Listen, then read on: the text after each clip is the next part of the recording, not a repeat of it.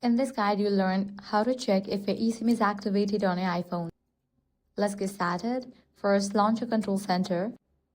Now you should see your carrier and signal bars.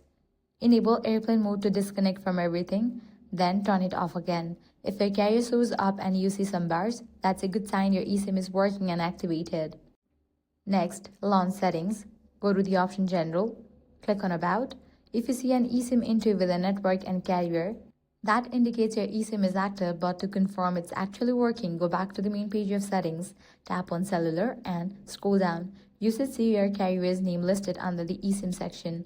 You can toggle the eSIM off, and to test it, if it's working, you'll see the signal bars appear after a few seconds. To double check, swipe down again and turn off Wi-Fi. You should see the 5G icon, meaning your eSIM is now connected to your carrier. Open a web browser and visit a website like YouTube to ensure it loads, indicating that your eSIM is sending data. Another quick test is to open the phone app and dial 611 to see if the call goes through. If it does, your eSIM is fully functional for phone calls, text, and internet. If you're still having issues, turn off your phone, wait for a few minutes, and turn it back on. And that's it. If this guide helped you out, do not forget to like, share, and subscribe.